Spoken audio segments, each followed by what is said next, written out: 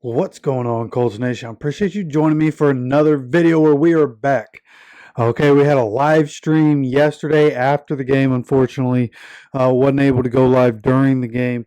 Just had some other obligations that had to happen. But coming into it, we are back, right? A couple hurricanes came through. One came out, knocked out the power for a few days.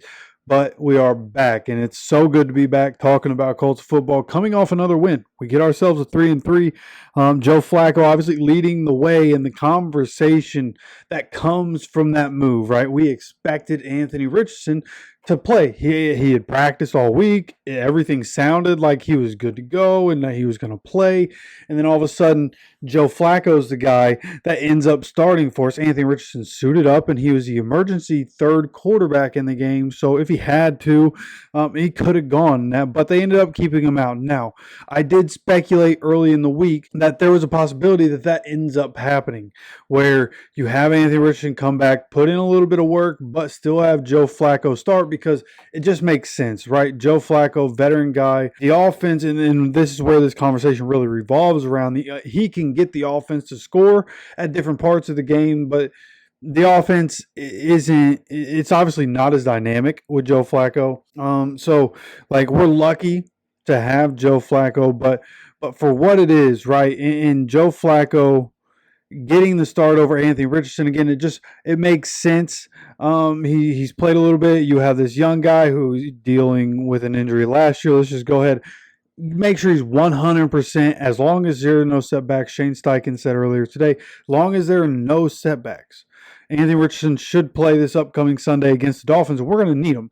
They have some very dynamic and explosive playmakers over there. Now, obviously, their quarterback situation really is the talk of the town, but this is a team that can run the ball, okay, going up against the Dolphins. We'll talk more about that, but just know going into this, we're going to need our playmakers. Okay, we're going to need our guys, right? Hopefully, Jonathan Taylor, he was feeling better last week, never practiced. Hopefully, we see him come back able to practice as a limited participant Wednesday, and then, so on and so forth. Just continue to get better as the week goes on, and have him out there with Anthony Richardson coming back, both of them off their injuries together. It's kind of my thought process, right, and how that's all working. And Joe Flacco knows his role. Pardon the interruption. I just want to let you guys know how much I appreciate you stopping by the channel. And I also want to say that when I look at the analytics, 50% of the people that come by and watch this channel are not subscribed. So as Peyton's telling you to do here, hit that subscribe button right now. Turn those notifications on so you get notified when any videos come out. Now, if you need any further proof of why you need to subscribe, when you look at the numbers, 62.4% of the views on this channel over the last month have come from people that are not subscribed to the channel. So again, if you're one of those people, hit that subscribe button. I appreciate you so much, and let's get back into the video. He said just earlier today on the Pat McAfee show, and he said before, like, he knows that his role is to be a veteran leader to a team that has a lot of young guys, and that he knows that his role is just to stay prepared for anything that could happen, right? With how he is, how old he is. I believe 39 years old, been in the league a very long time. So Joe Flacco knows and is very self-aware of the fact that Anthony Richardson is going to start, and that it's going to be coach's decision whether or not Flacco plays. But for the time being, of course, we need Anthony Richardson to get reps, okay, which is a hard reality. And I think where a lot of people, during this conversation, it's always going to point back to, well, we have a chance to win right now. Richardson going to come in. He could get hurt. If Richardson comes in, gets hurt again, hey, we got Flacco again. And then all the people that want Flacco, you're going to get Flacco. But again, because of the development that we saw from Anthony Richardson last year, just game by game as he was playing, and we saw, the things in the preseason that we knew he needed to work on, the mistakes he was making, and going into the regular season, you just saw the small growth from week to week. And then, unfortunately, the injury against the Titans, or else we were probably about to blow the doors off the Titans last year, if I want to be completely honest. But I just think we've seen the development happen. So coming into this year, coming off the injury, right? There's some confidence that has to happen. He's got to gain confidence in himself, and he's going to have to redo that, needing to gain confidence in himself and his ability to stay on the field. There is, a part of that as a human, it's going to creep into his mind as well. If we're all thinking it, he's got to be feeling it, right? He's the one who's going through it all. So, there's going to be a little bit of that, but we've seen him overcome, right? And maybe some people aren't looking at that. I know when I watch Anthony Richardson, like, I am hypercritical. We watched Peyton Manning, we watched Andrew Luck. I've watched, obviously we've seen a lot of Tom Brady, Ben Roethlisberger, all the different great quarterbacks that I've paid attention to, and the things that they do to be successful. And that's really what we need to see Anthony Richardson. That's why you need him to develop, to be able to do all those things right, to make the right decisions, make the right reads, to be able to make the decisions that are going to keep you healthy. How many times did Peyton, people, talked about, oh, Peyton's a wussy, like how many times Peyton would just go down when somebody was coming close to him? Well, Peyton knew, and the coaches probably told him all the time, like, we're nothing without you. If you get hurt, we're all, the whole season's a wash. Peyton would just go down before anybody could even lay a hand on him, and then they just have to come up, tap their hand on him, and that would be that, right? That's because Peyton was a veteran quarterback and realized he needs to be able to stay on the field, because that's the right thing to do as the leader of the football team, like the leader. There are plenty of captains, there are plenty of leaders, coaches, whatever you have. The quarterback is the guy, okay? Head coach, quarterback, those are the guys, but the quarterback is the guy. So when you really look at it, we're sitting here and we're in a situation where we've been looking for the guy for all this time, right? Basically since Andrew Luck, right? And we keep trying to fit are we going to go back to a veteran where, the way the offense looks under, it's just inconsistent, and of course it's inconsistent with Anthony Richardson. I'm not saying it isn't, but are you going to have inconsistency with a rookie, or basically a rookie, and let him continue to get better and work through it? Or are you going to have some games like now the Titans had number one overall defense in terms of yards, but are we going to have a quarterback in there that's as old as Joe Flacco is, and let him play it out and still end up 9-8 and not go to the playoffs? Like, that's where I'm thinking. And don't get me wrong, I'm a Joe Flacco fan. If he's playing for us, I think he can do well. Like, you look at the numbers, and obviously this game against the Titans, the worst of them. But Joe Flacco, so far this season overall, 65.7% completion percentage, 75% against the Jaguars. Again, we lost that game because of the defense. Flacco balled out, 359, 3 touchdowns, no interceptions in that game. So far, he has 7 touchdowns, 1 interception, 716 yards. Now, he did play, basically 3 quarters in that in the Steelers game when he came in relief of AR, had 168 yards, right? And then in 4 quarters against the Titans, 57.9% completion percentage, 189, 2 touchdowns, and an interception. So you can see, games like against the Jaguars where he's thrown 45 times, putting up a bunch of numbers.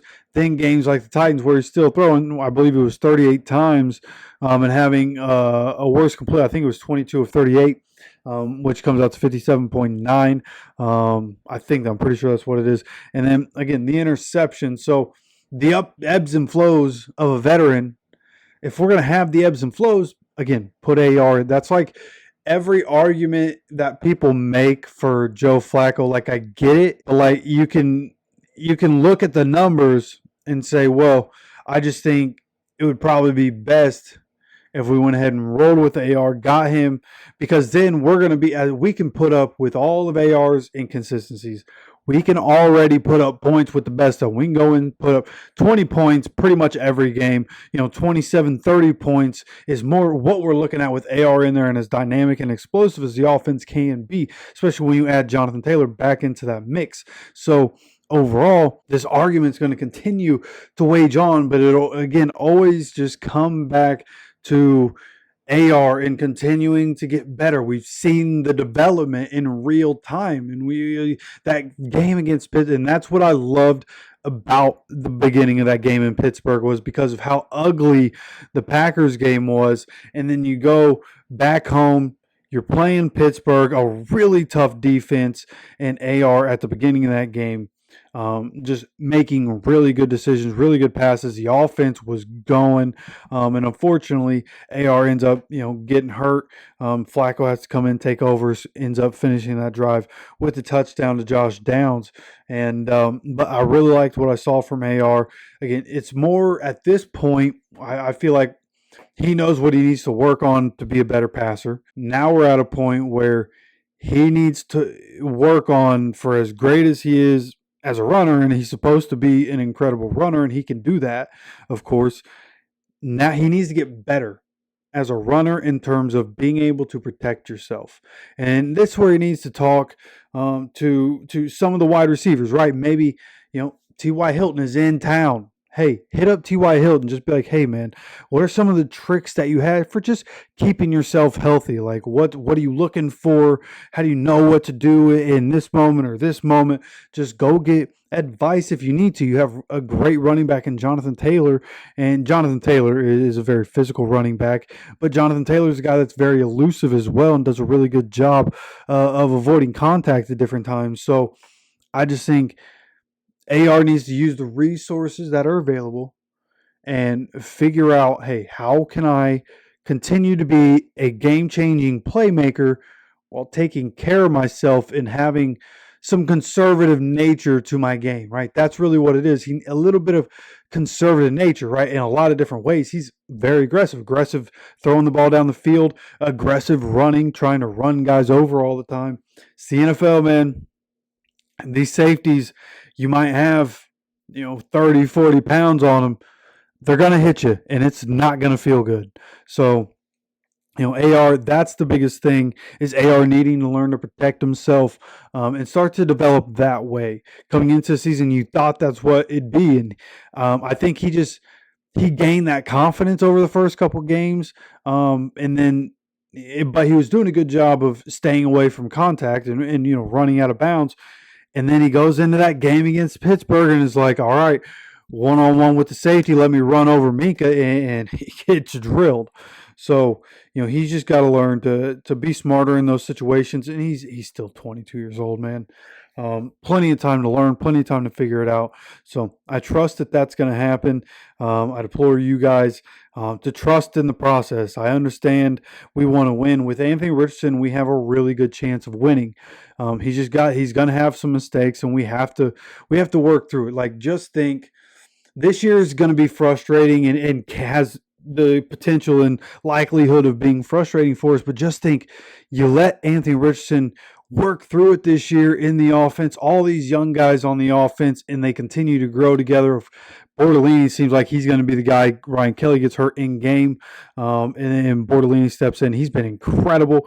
And so with the future building around AR, let him get in there. You're building the team around him. Let him get in there. Let him get the experience. This year might be up and down, and we might miss the playoffs or might make it as a 6 or a 7 seed and then go get blasted in the first round of the playoffs, whatever the case may be. I just think the smartest thing to do, let Anthony go and let it happen, let it develop, so that next year we come in. Next year, boom, our guy's got experience. He knows off season, these are things I need to work on. Go work on his mechanics. Go work on the same thing day after day after day and make it a habit. And then it's muscle memory. Boom, boom, boom. Right? That's what we're looking for. Right? A healthy off season. Right?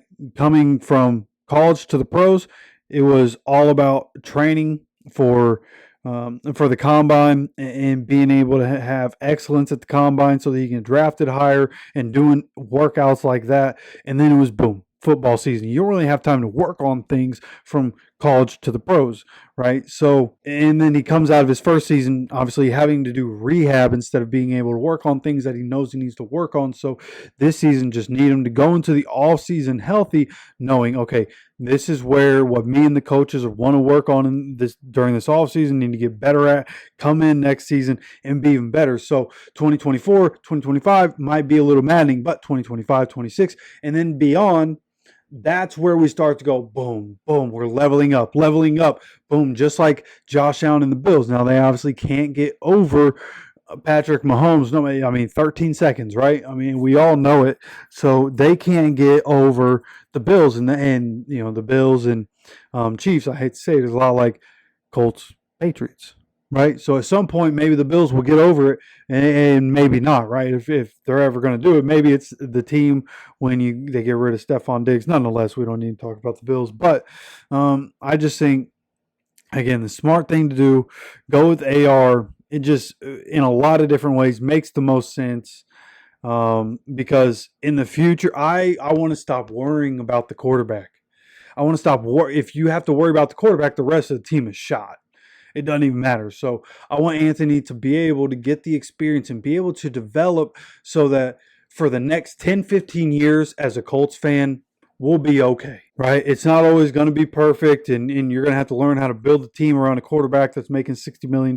But if you let Anthony develop with what his potential is, with what we've seen from him in different spots, and the capabilities that he has that not a lot of people could do, he's a 101 football player.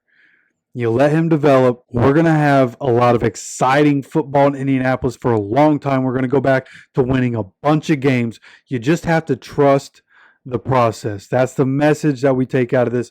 Trust the process. And of course, continuing to trust the process on this channel as we continue to build. We just went over 1,650 subscribers. If you're one of them, I appreciate you. Make sure to hit that like button for me. That really helps out on the channel. And if you're not subscribed, make sure you hit that subscribe button now that we're back. Hopefully, no more hurricanes, knock on wood, no more hurricanes coming through. We're going to be able to be live every single Sunday. We're going to get back to content. Obviously, still rebuilding some stuff in my area. It's all going to be a process, but I am trusting the process. I implore you again, trust the process as we continue to go. Hit that subscribe button, have notifications turned on so you get notified anytime we have any more content dropping on this channel. Of course, I appreciate you so much for stopping by for another video. And as always, take care of yourself, take care of each other, and go Colts.